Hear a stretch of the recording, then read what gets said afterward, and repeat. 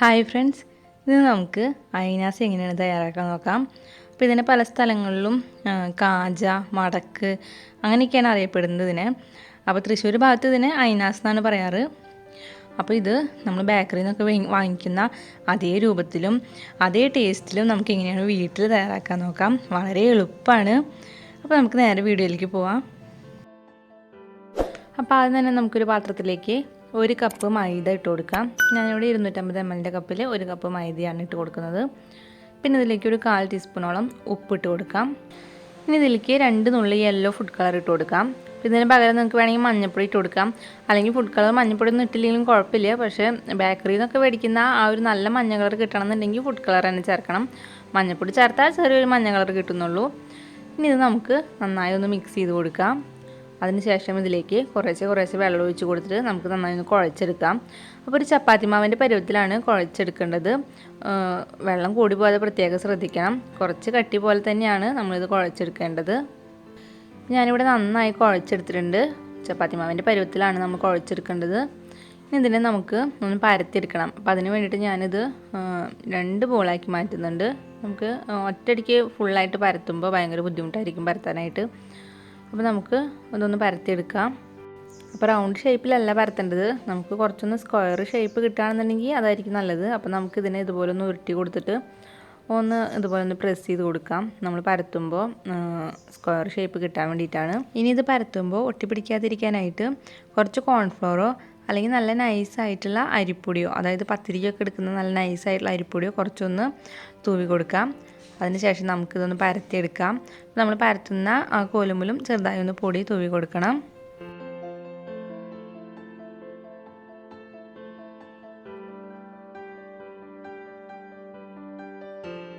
അപ്പോൾ ഒരുപാട് നൈസായിട്ടല്ല പരത്തിയെടുക്കേണ്ടത്.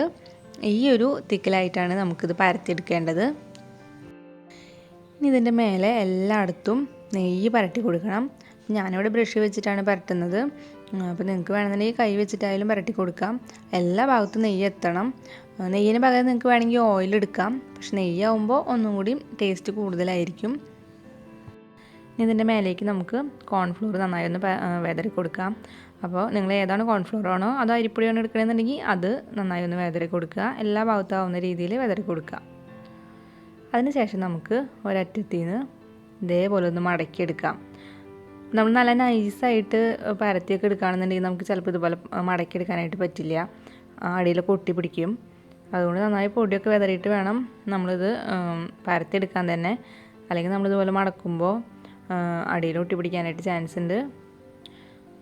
ഇതുപോലെ മടക്കിയെടുത്ത് കഴിഞ്ഞാൽ പിന്നെ നമുക്ക് ഇതേപോലെ ഒന്ന് കട്ട് ചെയ്തെടുക്കാം. അപ്പോൾ ഞാനിപ്പോൾ കുറച്ച് ചെറിയ അയിനാസാണ് ഉണ്ടാക്കുന്നത്. അതുകൊണ്ട് ചെറുതാക്കിയിട്ടാണ് കട്ട് ചെയ്യുന്നത്. പിന്നെ ഇതിൻ്റെ 2 അറ്റത്തുനിന്നും അധികം ഷേപ്പില്ലാത്ത, അതായത് അധികം ലെയറില്ലാത്ത അയിനാസാണ് കിട്ടുക. നടുഭാഗത്താണ് ശരിക്കും നല്ല ലെയറോട് കൂടിയിട്ടുള്ള അയിനാസ് ഉണ്ടാക്കിയെടുക്കാനായിട്ട് പറ്റുള്ളൂ. അപ്പോൾ കട്ട് ചെയ്ത് കഴിഞ്ഞാൽ പിന്നെ നമുക്കൊരു പീസ് എടുക്കാം. അതിനുശേഷം നടുഭാഗത്തൊന്ന് പ്രസ് ചെയ്ത് കൊടുക്കുക. അപ്പോൾ നമുക്ക് 2 ഭാഗത്തെ ലെയറൊന്ന് പുറത്തേക്ക് തള്ളി കിട്ടും. അതിനുശേഷം നമുക്ക് മെല്ലെ ഒന്ന് നീളത്തിൽ പരത്തിയെടുക്കുക. അപ്പോൾ നമ്മൾ നെയ്യും പൊടിയെല്ലാം നന്നായി തടവിയിട്ടുള്ള കാരണം നമുക്ക് നന്നായി ലെയറായി തന്നെ കിട്ടും. പിന്നെ ഒരുപാട് കനം കുറഞ്ഞിട്ട് പരത്തരുത്. അങ്ങനെ ചെയ്യുമ്പോൾ നമുക്ക് ബേക്കറിയിൽ നിന്നൊക്കെ കിട്ടുന്ന ആ ഒരു കനം ഉണ്ടാവില്ല അയിനാസിന്. അപ്പോൾ നമുക്ക് ഇതേപോലെ എല്ലാതും ഒന്ന് പരത്തിയെടുക്കാം.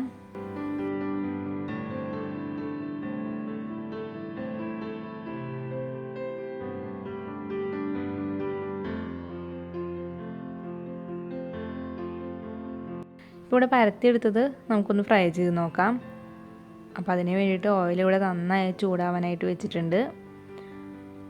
കുറച്ചധികം ഓയിൽ തന്നെ വേണം, കാരണം ഇതൊന്ന് മുങ്ങി പൊന്തി വരുന്ന രീതിയിലുള്ള ഓയിൽ വേണം. അപ്പോൾ ഓയിലാണെങ്കിൽ നന്നായിട്ട് ചൂടായിട്ടുണ്ടാവണം. ഓയിൽ ചൂടായിട്ടുണ്ടോ എന്ന് അറിയാനായിട്ട് നമുക്കൊരു പീസ് മാവ് ഒന്ന് ഇട്ട് കൊടുക്കുക. അപ്പോൾ പെട്ടെന്ന് തന്നെ ഇങ്ങനെ മേലേക്ക് പൊന്തി വരുന്നുണ്ടെങ്കിൽ ഓയിൽ നന്നായിട്ട് ചൂടായിട്ടുണ്ടെന്ന് മനസ്സിലാക്കാം. അതിനുശേഷം നമുക്ക് പരത്തി വെച്ചിട്ടുള്ള ഓരോ അയിനാസും ഓയിലിലേക്ക് ഇട്ട് കൊടുക്കാം. അയിനാസെല്ലാം ഇട്ട് കഴിഞ്ഞാൽ ഒന്ന് പെട്ടെന്ന് തന്നെ തിരിച്ചു ഇട്ട് കൊടുക്കുക. എന്നാലാണ് 2 സൈഡിലും പെട്ടെന്ന് ഇങ്ങനെ പോളകളായിട്ട് ഇങ്ങനെ പൊന്തി വരുള്ളൂ. അതിനുശേഷം നമ്മൾ പിന്നെ ഇതിൻ്റെ ലെയറൊന്ന് വിടിയിച്ച് കൊടുക്കുക. അപ്പോൾ ഫോർക്ക് ഉണ്ടെങ്കിൽ ഫോർക്ക് വെച്ചിട്ടൊന്ന് ചെയ്യാം, അല്ലെങ്കിൽ സ്പൂൺ വെച്ചിട്ട് ഇതേപോലെയൊക്കെ ഒന്ന് ലെയറൊന്ന് വിടിയിച്ച് കൊടുക്കുക. അപ്പോൾ പെട്ടെന്ന് തന്നെ നമുക്ക് നല്ല ലെയറായിട്ടുള്ള അയിനാസ് കിട്ടും. അപ്പോൾ അതിനകത്ത് തിരിച്ച് മറിച്ചിട്ട് കഴിഞ്ഞാൽ നമ്മൾ ഈ ലെയറൊക്കെ പിടിക്കുന്ന സമയത്ത് ഫ്ലെയിം പെട്ടെന്ന് തന്നെ മീഡിയത്തിലേക്ക് വെച്ച് കൊടുക്കണം, അല്ലെങ്കിൽ ഇതിൻ്റെ കളറൊക്കെ പെട്ടെന്ന് മാറിപ്പോവും. അതിനോട് കൂടി തന്നെ നമ്മളിത് ലെയറൊക്കെ നന്നായി തന്നെ പെട്ടെന്ന് വിടിയിച്ചെടുക്കണം. കാരണം ഇതിലിട്ട് ഫ്രൈ ആയി വന്നു കഴിഞ്ഞാൽ പിന്നെ പെട്ടെന്ന് ലെയർ വിട്ട് കിട്ടില്ല. അതുകൊണ്ട് പെട്ടെന്ന് തന്നെ ലെയറൊക്കെ ഒന്ന് വിടിയിക്കുക. ഇപ്പോൾ അതിനകത്ത് ഫ്രൈ ആയി വന്നിട്ടുണ്ട്. ഇപ്പോൾ ലെയറൊക്കെ നന്നായി വിട്ട് വന്നിട്ടുണ്ട്. ഇനി നമുക്കിത് ഓയിലിൽ നിന്ന് എടുക്കാം. അപ്പോൾ ഓയിലിൽ നിന്ന് എടുക്കുന്ന സമയത്ത് ഫ്ലെയിം നന്നായി ഒന്ന് കൂട്ടി വയ്ക്കുക, അധികം ഓയിൽ കുടിക്കാതിരിക്കാൻ വേണ്ടിയിട്ടാണ്. അതിനുശേഷം നമുക്കിത് ഓയിലിൽ നിന്ന് എടുക്കുക. ഇപ്പോൾ ചെറിയ അയിനാസ എങ്ങനെ ഉണ്ടാക്കണമെന്ന് കണ്ടല്ലോ. അപ്പോൾ ഇനി നമുക്ക് വലിയ അയിനാസ എങ്ങനെ ഉണ്ടാക്കാൻ നോക്കാം. അപ്പോൾ അതിന് വേണ്ടിയിട്ട് ബാക്കി ഒരു ബോൾ മാവ് മാറ്റി വെച്ചിട്ടുണ്ടായിരുന്നല്ലോ, ആ മാവ് ഇതേപോലെ നേരത്തെ ആ ഒരു കനത്തിൽ തന്നെയായിട്ടൊന്ന് പരത്തിയെടുക്കുക. അതിനുശേഷം ഇതിൻ്റെ മേലേക്ക് നെയ്യ് നന്നായി ഒന്ന് തടവി കൊടുക്കുക, എല്ലാ ഭാഗത്തും ആവുന്ന രീതിയിൽ നെയ്യ് തടവി കൊടുക്കുക. അതിനുശേഷം നമുക്ക് പൊടി ഒന്ന് നന്നായി വിതറി കൊടുക്കാം. അത് കഴിഞ്ഞാൽ പഴയതുപോലെ തന്നെ ഇങ്ങനെ റോൾ ചെയ്ത് കൊടുക്കാം. അത് കഴിഞ്ഞാൽ കുറച്ച് വലിയതായിട്ട് കട്ട് ചെയ്ത് കൊടുക്കണം. അതാണ് നമ്മൾ ചെയ്യേണ്ടത്. മറ്റേത് ചെറുതായിട്ടാണ് കട്ട് ചെയ്തത്, ഇത് കുറച്ച് വലുതാക്കിയിട്ട് കട്ട് ചെയ്ത് കൊടുക്കുക. ഇനി പഴയ പോലെ തന്നെ നടുക്കിലൊന്ന് പ്രസ് ചെയ്ത് കൊടുക്കുക. അപ്പോൾ രണ്ട് ഭാഗത്തുനിന്ന് ലെയർ ഒന്ന് ഇങ്ങനെ പുറത്തേക്ക് തള്ളി വരും. അതിനുശേഷം നമുക്ക് നീളനൊന്ന് പരത്തിയെടുക്കാം. കുറച്ച് കനത്തിലായി തന്നെ പരത്തിയെടുക്കണം. അപ്പോൾ പരത്തിയെടുത്ത് കഴിഞ്ഞാൽ പിന്നെ ഇതുപോലെ ഓയിൽ നന്നായിട്ട് ചൂടാവാനായിട്ട് വെക്കുക. ഓയിൽ നന്നായി ചൂടായി കഴിയുമ്പോൾ നമുക്കിതിലേക്ക് ഓരോ അയിനാസ് ഇട്ട് കൊടുക്കുക. എന്നിട്ട് അപ്പം തന്നെ ഒന്ന് വേഗം തിരിച്ചു ഇട്ട് കൊടുക്കുക. അത് കഴിഞ്ഞ് ഇതേപോലെ നമുക്ക് ലെയർ നന്നായി ഒന്ന് വിടിയിച്ച് കൊടുക്കുക. അപ്പോൾ നല്ല ചൂടുള്ള ഓയിലിലേക്ക് ഇട്ടാലേ ഈ അയിനാസിൻ്റെ മേലേക്ക് ഇങ്ങനെ ഒരു പോളകളായിട്ട് ഇങ്ങനെ വരുള്ളൂ, അല്ലാന്നുണ്ടെങ്കിൽ അതിങ്ങനെ പതിഞ്ഞിരിക്കണ പോലെ ആയിരിക്കും ഉണ്ടാവുക. ഇനി നമുക്ക് പെട്ടെന്ന് തന്നെ മീഡിയം ഫ്ലെയിമിലേക്ക് വെച്ച് കൊടുത്തിട്ട് ഇത് തിരിച്ച് മറിച്ചൊക്കെ ഇട്ട് കൊടുത്തിട്ട് നന്നായി ഒന്ന് ഫ്രൈ ചെയ്തെടുക്കാം. ഇപ്പോൾ ഇതവിടെ വലിയ അയിനാസും റെഡി ആയിട്ടുണ്ട്. അപ്പോൾ നമുക്കിനി ഇത് ഓയിലിൽ നിന്ന് വറുത്ത് കോരാം. അപ്പോൾ ഓയിലിൽ നിന്ന് എടുക്കുമ്പോൾ ഇതുപോലെ ഫ്ലെയിം നന്നായി കൂട്ടി വയ്ക്കുക. അതിനുശേഷം ഓയിലിൽ നിന്ന് എടുക്കുക. അപ്പോൾ അധികം ഓയിൽ കുടിക്കാതെ കിട്ടും.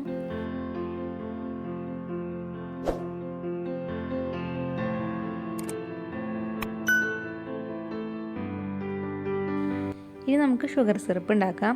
അപ്പോൾ അതിന് വേണ്ടി ഒരു പാത്രത്തിലേക്ക് 3/4 കപ്പ് പഞ്ചസാര ഇട്ട് കൊടുക്കാം. ഇതിലേക്ക് ഒരു 4-5 ടേബിൾ സ്പൂൺ വെള്ളം ഒഴിച്ച് കൊടുക്കാം. ഒരുപാട് വെള്ളത്തിൻ്റെ ഒന്നും ആവശ്യമില്ല. അത് കഴിഞ്ഞാൽ ഈ പഞ്ചസാരയൊക്കെ നന്നായി ഒന്ന് ഉരുക്കിയെടുക്കാം.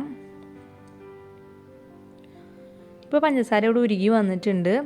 അപ്പോൾ ഇതിലേക്ക് നല്ലൊരു മണത്തിന് വേണ്ടിയിട്ട് ഞാൻ 2 ഏലക്കായ മുഴുവനായി തന്നെ ഒന്ന് പൊട്ടിച്ചിട്ട് കൊടുക്കുന്നുണ്ട്. അതിനുശേഷം ഒന്നും കൂടി നന്നായി ഒന്ന് മിക്സ് ചെയ്ത് കൊടുക്കാം. അപ്പോൾ ഈ ഷുഗർ സിറപ്പിൻ്റെ കൺസിസ്റ്റൻസി എന്ന് പറയുന്നത് നമ്മൾ കുറച്ചൊന്ന് സിറപ്പ് എടുത്ത് കയ്യിൽ ഇട്ട് നോക്കുമ്പോൾ ഇതുപോലെ തൊട്ട് നോക്കുമ്പോൾ ഇതുപോലെ ഒറ്റനൂൽ പരുവായിട്ടുണ്ടാവണം.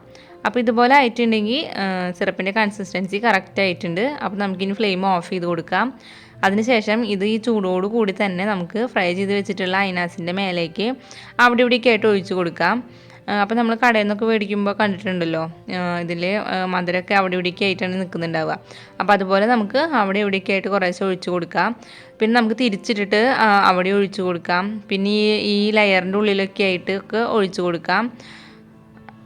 അതിനുശേഷം നമ്മൾ ഇതുപോലെ തന്നെ ഒന്ന് വെക്കണം. കാരണം ഈ സിറപ്പ് ഒന്ന് നന്നായി ചൂടാറുമ്പോഴാണ് കടയിൽ നിന്നൊക്കെ മേടിക്കുന്ന പോലെ ക്രിസ്റ്റൽ പോലെ ആയിട്ട് വരിക. അപ്പോൾ നമുക്ക് നന്നായി ചൂടാറാനായിട്ട് ഇത് അനക്കാതെ തന്നെ ഒന്ന് വെക്കാം. പിന്നെ കുറച്ച് സമയം കഴിഞ്ഞ് നമുക്കിത് എടുത്തിട്ട് ടിന്നിലെങ്ങാനിട്ട് അടച്ച് വെക്കണം, അല്ലാന്നുണ്ടെങ്കിൽ നന്നായി തണുത്ത് പോവും. അപ്പോൾ ഇത്രയേ ഉള്ളൂ. നമുക്ക് കടയിൽ നിന്നൊക്കെ മേടിക്കുന്ന അയിനാസ് നല്ല എളുപ്പമായിട്ട് വീട്ടിലുണ്ടാക്കാനായിട്ട് പറ്റും. ശരിക്കും അതേപോലെ ലെയറായിട്ടും അതേ ടേസ്റ്റായിട്ടും ഒക്കെ കിട്ടും. അപ്പോൾ നിങ്ങൾ ഇതുപോലെ ഒന്ന് ട്രൈ ചെയ്ത് നോക്കിയിട്ട് നിങ്ങളുടെ അഭിപ്രായങ്ങളെല്ലാം എന്നെ കമൻസ് ആയിട്ട് അറിയിക്കുക. പിന്നെ ഈ വീഡിയോ ഇഷ്ടപ്പെട്ടാൽ ലൈക്ക് ചെയ്യാനും ഷെയർ ചെയ്യാനും മറക്കരുത്. പിന്നെ എൻ്റെ ചാനൽ പുതിയതായിട്ട് ആരെങ്കിലും കാണുന്നുണ്ടെങ്കിൽ പ്ലീസ് ചാനൽ ഒന്ന് സബ്സ്ക്രൈബ് ചെയ്യണേ. അപ്പം ഇനി വേറൊരു വീഡിയോ ആയിട്ട് കാണാം. അതുവരേക്കും എല്ലാവർക്കും ബൈ.